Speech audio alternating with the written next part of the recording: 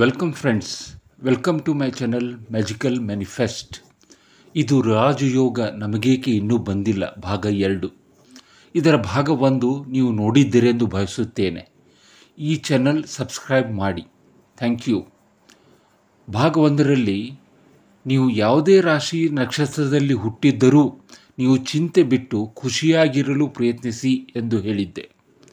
ಖುಷಿಯಾಗಿದ್ದಕ್ಕೆ Indian government tax ಹಾಕುವುದಿಲ್ಲ, ಚಿಂತೆ ಬಿಡಿ. ನಿಮ್ಮಿಂದ ದುಡ್ಡು ಹಣ ಕೇಳ್ತಾ ಇಲ್ಲ, ಖುಷಿಯಾಗಿ ಸಂತೋಷದಿಂದ ಇರಿ ಎಂದು ಕೇಳ್ತಾ ಇದ್ದೀನಿ. ಧೈರ್ಯದಿಂದ ಖುಷಿಯಾಗಿ ಇರಲು ಪ್ರಯತ್ನ ಮಾಡಿ. ಇದೇ ಮೊದಲ ಜೀವನದ ಪಾಠ. ಅರೆ, ಅದೇನು ಹೇಳ್ತೀರಿ? ನಾವು ಎಷ್ಟೊಂದು ಸಮಸ್ಯೆಗಳಿಂದ ಮುಳುಗಿದ್ದೇವೆ, ನಮ್ಮ ಜೀವನವೇ ಫೇಲ್ಯೂರ್ ಆಗಿದೆ, ನಾವೇಗೆ ಸಕ್ಸಸ್ಫುಲ್ ಆಗಿ ಸಂತೋಷ ಪಡಿಬೇಕು? ನೀವು ಸಕ್ಸಸ್ಫುಲ್ ಇದ್ದೀರಿ ಅನ್ನಲು ನೀವು ಇನ್ನೂ ಜೀವಂತ ಇರುವುದೇ ಸಾಕ್ಷಿ. ಬೆಂಗಳೂರಲ್ಲಿ ನೀವು 2 ವೀಲರ್ನಲ್ಲಿ ಓಡಾಡ್ತೀರಿ ಅಂದರೆ ಅದು ಸಕ್ಸಸ್ಫುಲ್ಲೇ. MG ರೋಡ್ನಿಂದ ಬಸವನಗುಡಿವರೆಗೆ ನೀವು 2 ವೀಲರ್ನಲ್ಲಿ ಸ್ಕೂಟರ್ನಲ್ಲಿ ಬಂದರೆ ಅದೇ ಸಕ್ಸಸ್ಫುಲ್. ಅದೇ ಒಬ್ಬ ಫಾರಿನರ್ ಇಲ್ಲಿ ಸ್ಕೂಟರ್ ಓಡಿಸಿದ ಮರುದಿನವೇ ಅವನ ಫೋಟೋಗೆ ಹಾರ ಬೀಳುತ್ತೆ. ಅವನು ಅಮೇರಿಕಾದಲ್ಲಿ ಲಂಡನ್ನಲ್ಲಿ ಸ್ಕೂಟರ್ ಓಡಿಸುವುದರಲ್ಲಿ ಸಕ್ಸಸ್ಫುಲ್ ಇದ್ದ, ಆದರೆ ಇಲ್ಲಿ ಫೇಲ್ಯೂರ್ ಆಗಿ ಮೇಲಕ್ಕೆ ಹೋಗಿಬಿಟ್ಟ. ಸಕ್ಸಸ್ ಎಲ್ಲರಿಗೂ ಒಂದೇ ಥರ ಇರಲ್ಲ, ಕಾಲಕ್ಕೆ ಚೇಂಜ್ ಆಗುತ್ತೆ. ಮೊದಲು ಡಿಗ್ರಿ ಆದರೆ ಸಕ್ಸಸ್ಫುಲ್, ನಂತರ ಒಳ್ಳೆ ಜಾಬ್ ಸಿಕ್ಕರೆ ಸಕ್ಸಸ್ಫುಲ್, ನಂತರ ಮ್ಯಾರೇಜ್ ಆದರೆ ಸಕ್ಸಸ್ಫುಲ್. ಆದರೆ ಈಗ ಮ್ಯಾರೇಜ್ ಆಗಿ ಕೊನೆ ಪಕ್ಷ 7 ವರ್ಷ ಶಾಂತಿಯಿಂದ ಇದ್ದರೆ ಸಕ್ಸಸ್ಫುಲ್ ಅಂತಾರೆ. ಈ ಲಿಸ್ಟ್ ಹೇಳ್ತಾ ಹೋದರೆ ಮುಗಿಯಲ್ಲ.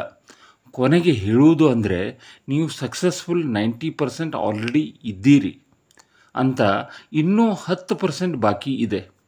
ಮೊದಲು ಹೇಗೆ ನೀವು 90% ಸಕ್ಸಸ್ ಆಗಿದ್ದೀರೋ ಅದೇ ಫಾರ್ಮುಲಾ ಈ 10%ನಲ್ಲಿ ಹಾಕಿದರೆ ಅದು ಸಹ ಮುಗೀತದೆ. ಅದೇ ಹೇಗೆ ಗೊತ್ತಾಗ್ತಿಲ್ಲ, ಅದು ಹೇಳೋದಕ್ಕಿಂತ ಮಾಡಿ ತೋರಿಸೋದಕ್ಕೆ ಅರ್ಥ ಆಗುತ್ತೆ. ಇಲ್ಲಿ ಒಂದು ಜಾರ ಇದೆ, ಒಂದಿಷ್ಟು ಬಾಲ್ಗಳಿವೆ. ನಾನು ಅದರಲ್ಲಿ ಬಾಲ್ ಹಾಕ್ತೇನೆ. ಅರೆ, ಇದೇನಿದು ಒಳಗೆ ಹೋಗ್ತಾನೇ ಇಲ್ಲ? ಓ, ಮರ್ತಿದ್ದೆ ಅದರ ಮುಚ್ಚಳ ತೆಗೆಯಲು. ಈ ಜಾರ್ ನಿಮ್ಮ ಮೈಂಡ್ ಅಂತ ತಿಳ್ಕೊಳ್ಳಿ.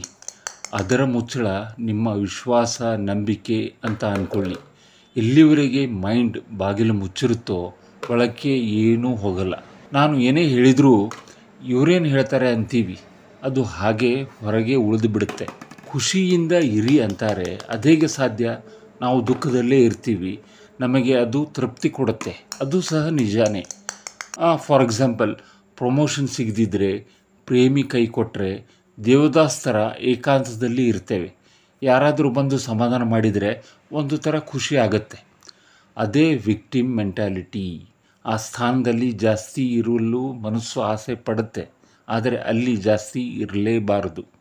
ಬೇಗನೆ ಹೊರಬರಬೇಕು, ಖುಷಿ ಇದ್ದ ಕಡೆ ಹೊರಡಬೇಕು. ನಮ್ಮ ಮೈಂಡ್ನ ಬಾಗಿಲು ಓಪನ್ ಇರಲಿ. ಇಲ್ಲಿ ಹೇಳಿದ್ದು ಒಳ್ಳೆಯದು ಅನಿಸಿದರೆ ಇಟ್ಟುಕೊಳ್ಳಿ, ನಿಜಕ್ಕೂ ಯೂಸ್ಫುಲ್ ಅನಿಸಿದರೆ ಸರಿ, ಇಲ್ಲ ಡಸ್ಟ್ಬಿನ್ನಿಗೆ ಹಾಕಿ. ಆದರೆ ಏನಿದೆ ಅಂತ ನೋಡೋದು ಮುಖ್ಯ. ನಿಮ್ಮ ಮೈಂಡ್ ಈಗ ಓಪನ್ ಆಗಿದೆ ಅಂತ ಅನ್ನೋಣ. ಯಾರ ಮನಸ್ಸು ಸದಾಕಾಲ ಓಪನ್ ಆಗೇ ಇರುತ್ತೆ ಗೊತ್ತಾ? ಮಕ್ಕಳದ್ದು. ಅವರು ಎಷ್ಟು ಬೇಗನೆ ನಿಮ್ಮ ಮೊಬೈಲ್ನ ಎಲ್ಲ ಸೆಟ್ಟಿಂಗ್ಸ್ನಲ್ಲಿ ಎಕ್ಸ್ಪರ್ಟ್ ಆಗ್ತಾರೆ. ಹಾಗಾದರೆ ನಾವು ಸಹ ಕೆಲ ಸಮಯದವರೆಗೆ ಮಕ್ಕಳ ಥರ ಇದ್ದರೆ ಬೇಗನೆ ಸಕ್ಸಸ್ಫುಲ್ ಅಂದರೆ ರಾಜಯೋಗದ ಬಳಿ ಬರಬಹುದು. ಮಕ್ಕಳು ಬೇಗ ನಗ್ತಾರೆ, ಬೇಗ ಅಳುತ್ತಾರೆ, ಆದರೆ ತಕ್ಷಣ ಎಲ್ಲ ಮರೆತು ಮುಂದಿನ ಹೆಜ್ಜೆಗೆ ಹೋಗ್ತಾರೆ. ನಾವು ದೊಡ್ಡವರು ಎಲ್ಲವನ್ನು ಮನಸ್ಸಿನಲ್ಲಿ ಇಟ್ಟು ದ್ವೇಷ, ಸಿಟ್ಟು ಕಾಯ್ದುಕೊಂಡು ಬರ್ತೇವೆ. ನಾನು ಬಹಳ ಗಂಭೀರ ವಿಷಯ ಹೇಳಿದರೆ ಅರ್ಥವಾಗದೇ ಹೋಗ್ಬೋದು. ಏನೋ ಹೇಳಿದರೂ ಒಳ್ಳೆಯದೇ ಇರಬಹುದೇನೋ, ಆದರೆ ನಮಗೆ ತಿಳಿಯಲಿಲ್ಲ ಅಂತಾನೂ ಆಗಬಹುದು. ಆದರೆ ಜೀವನ ಬಹಳ ಸರಳವಾದದ್ದು, ನಾವು ಅದನ್ನು ಕಾಂಪ್ಲಿಕೇಟ್ ನಾವೇ ಮಾಡ್ತೀವಿ. ನೀವು ಈ ವಿಡಿಯೋ ನೋಡ್ತಾ ಇದ್ದೀರಿ, ಪಕ್ಕದವನು ಏನು ನನ್ನ ಬಗ್ಗೆ ವಿಚಾರ ಮಾಡ್ತಿರಬಹುದು, ಅವನು ಸಹ ಇದೇ ವಿಚಾರ ಮಾಡ್ತಾನೇ ಇರ್ತಾನೆ. ಆ ಚಿಂತೆ ಬಿಡಿ, ಬೇರೆಯವರು ಏನಾದರೂ ಅಂದ್ಕೊಳ್ಳಲಿ, ನಿಮಗೆ ಇಷ್ಟವಾದ ಕೆಲಸ ನೀವು ಮಾಡಿ. ನಾವು ನಗೋದಕ್ಕೂ ಸಹ ಕಷ್ಟಪಡ್ತೀವಿ, ಜಸ್ಟ್ ಮುಗುಳ್ನಗೆ, ಅದಕ್ಕೂ ಕಷ್ಟಪಡೋರನ್ನ ನಾನು ನೋಡಿದ್ದೇನೆ. ಕೊನೆಗೆ ನೀವು ಬಾಯಿ ತುಂಬ ನಕ್ಕಿದ್ದು ಯಾವಾಗ ನೆನಪು ಮಾಡಿ. ಮತ್ತೆ ಇದೇ ದಿನ ವಾಪಸ್ ಬರಲ್ಲ, ಇವತ್ತೇ ನಕ್ಕು ಬಿಡಿ. ಏನಾದರೂ ನಮ್ಮ ಜೀವನದಲ್ಲಿ ಆದರೆ ಅದು ಒಳ್ಳೆಯದಕ್ಕೆ ಆಗಿರುತ್ತೆ. ಉದಾಹರಣೆಗೆ ಇದಕ್ಕೆ ಅಕ್ಬರ್ ಬೀರ್ಬಲ್ ಕಥೆ ಸರಿಯಾಗಿದೆ. ನೀವು ಕೇಳಿರ್ಬೋದು. ಅಕ್ಬರ್ ಬೀರ್ಬಲ್ ಕಾಡಿಗೆ ಒಂದು ಸಲ ಶಿಕಾರಿ ಮಾಡಲು ಹೋಗ್ತಾರೆ. ಅಲ್ಲಿ ಅಕ್ಬರ್ ತನ್ನ ಖಡ್ಗ ತೆಗೆಯುವಾಗ ಅವನ ಬೆರಳು ತುಂಡಾಗಿ ಬಿಡುತ್ತೆ. ವೈದ್ಯರನ್ನು ಕರೆಯಲು ಇಡೀ ತಂಡ ಹೊರಡುತ್ತೆ. ಆಗ ಬೀರ್ಬಲ್ ಅಕ್ಬರ್ಗೆ ಸಮಾಧಾನ ಮಾಡಿ ಆಗಿದ್ದೆಲ್ಲ ಒಳ್ಳೆಯದಕ್ಕೆ ಅಂತಾನೆ. ಇದರಿಂದ ಅಕ್ಬರ್ ಕುಪಿತನಾಗಿ ಬೀರ್ಬಲ್ಗೆ ಉಲ್ಟಾ ನೇತು ಹಾಕಿ ಶಿಕ್ಷೆ ಕೊಡಲು ಹೊರಟ. ಅಲ್ಲಿ ಆದಿವಾಸಿಗಳ ತಂಡ ಬಂದು ರಾಜ ಅಕ್ಬರ್ ಇವನು ಬಲಿ ಕೊಟ್ಟರೆ ನಮಗೆ ಒಳ್ಳೆಯದು ಅಂತ ಹೇಳಿ ಅಕ್ಬರ್ನ ಬಲಿ ಕೊಡಲು ತಯಾರಿ ನಡೆಸ್ತಾರೆ. ಆದರೆ ಅವನ ಒಂದು ಬೆರಳು ಇಲ್ಲದಿದ್ದಕ್ಕೆ ಅಶುದ್ಧ ಎಂದು ಬಲಿ ಕೊಡದೆ ಬಿಡ್ತಾರೆ. ಅಕ್ಬರ್ ವಾಪಸ್ ಬೀರ್ಬಲ್ ಬಳಿ ಬಂದು ನೀನು ಹೇಳಿದ್ದು ಈಗ ಅರ್ಥ ಆಯಿತು ಅಂತ ಹೇಳಿ ಕ್ಷಮಾಪಣೆ ಕೇಳ್ತಾನೆ. ಬೀರ್ಬಲನ್ನು ಮುಕ್ತಗೊಳಿಸ್ತಾನೆ. ಅದಕ್ಕೆ ಬೀರ್ಬಲ್ ಹೇಳ್ತಾನೆ, ಇದು ಆಗಿದ್ದು ಒಳ್ಳೆಯದೇ ಆಯಿತು, ಇಲ್ದಿದ್ರೆ ನನ್ನನ್ನು ಬಲಿ ಕೊಡ್ತಿದ್ರು. ಇದರ ಅರ್ಥ ನಮ್ಮ ಜೀವನದಲ್ಲಿ ಏನೇ ಕೆಟ್ಟದಾಗಿದ್ದರೂ ಅದು ಮುಂದೆ ನಮಗೆ ಒಳ್ಳೆಯದನ್ನು ಕೊಡೋಕ್ಕೆ ಆಗಿರುತ್ತೆ. ನಿಮಗೆ ಲಕ್ನಲ್ಲಿ ನಂಬಿಕೆ ಇರಬಹುದು, ನನಗೂ ಸಹ ಇದೆ. ಆದರೆ ನನಗೆ ಗುಡ್ ಲಕ್ನಲ್ಲಿ ಮಾತ್ರ ನಂಬಿಕೆ ಇದೆ. ಈ ಜಗತ್ತಿನಲ್ಲಿ ಬ್ಯಾಡ್ ಲಕ್ ಇಲ್ಲವೇ ಇಲ್ಲ. ಏನಾದರೂ ಆದರೆ ಅದು ನಮ್ಮ ಒಳ್ಳೆಯದಕ್ಕೆ ಆಗತ್ತೆ. ಈಗ ಮುಂದೆ ಹೇಳುವುದು ನಿಮ್ಮ ಊಹೆಗೂ ಮೀರಿದ್ದು. ಈಗ ನನ್ನ ಕೈಯಲ್ಲಿ ಏನಿದೆ ಅಂತ ನೋಡಿ, ಕಾಣ್ತಾ ಇಲ್ವಾ? ನನ್ನ ಕೈಯಲ್ಲಿ 50 ಫೀಟ್ ಉದ್ದದ ಮರ ಇದೆ. ಅದರಲ್ಲಿ ಲಕ್ಷ ಎಲೆಗಳಿವೆ.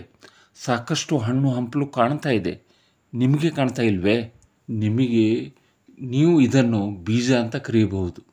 ದೊಡ್ಡ ಗಿಡ, ಮರ, ಹಣ್ಣು ಇದರಲ್ಲಿದೆ. ಕಣ್ಣಿಗೆ ಕಾಣಲ್ಲ. ಬೀಜಗಳಿಗೆ ನೀರು ಬೇಕು, ನೆಲನೂ ಬೇಕು. ಹಾಗೆ ನೀರಲ್ಲಿ ಹಾಕಿದರೆ ಬೆಳೆಯಲ್ಲ. ಹಾಗೆ ಬಂಜರು ಭೂಮಿಯಲ್ಲಿ ಹಾಕಿದರೂ ಬೆಳೆಯಲ್ಲ. ಅದಕ್ಕೆ ಫಲವತ್ತಾದ ಭೂಮಿ ಬೇಕೇ ಬೇಕು. ಬಂಜರು ಭೂಮಿಯಲ್ಲಿ ಸಾವಿರಾರು ಬೀಜ ಹಾಕಿದರೂ ಏನೂ ಆಗಲ್ಲ. ನೀವು ಬೇರೆ ಬೇರೆ ಫೀಲ್ಡ್ನಲ್ಲಿ ಆಲ್ರೆಡಿ ಸಕ್ಸಸ್ಫುಲ್ ಇದ್ದೀರಿ. ಕೆಲವು ಕೆಲಸ ಇನ್ನೂ ಆಗಬೇಕಾಗಿದೆ. ಈ ಬೀಜಗಳು ನಿಮ್ಮ ಒಳಗೆ ಇವೆ. ಸಕ್ಸಸ್ ಗಿಡ ನಿಮ್ಮ ಒಳಗೆ ಅಡಗಿ ಕುಳಿತಿದೆ. ಅದಕ್ಕೆ ಫಲವತ್ತಾದ ಫರ್ಟೈಲ್ ಭೂಮಿ ಬೇಕು. ದಿನಕ್ಕೆ ಪ್ರತಿಯೊಬ್ಬನಲ್ಲಿ ಸುಮಾರು 60,000 ವಿಚಾರಗಳು ಬರ್ತವೆ. ಇದು ಸೈಂಟಿಫಿಕಲಿ ಪ್ರಮಾಣ ಸಹ ಮಾಡಲಾಗಿದೆ. ಆದರೆ ಅದರಲ್ಲಿ ಕೆಲವನ್ನು ನಾವು ನಂಬ್ತೀವಿ. ನಾವು ಯಾವುದನ್ನು ನಂಬ್ತೀವೋ ಅದೇ ನಾವು ಆಗ್ತೀವಿ.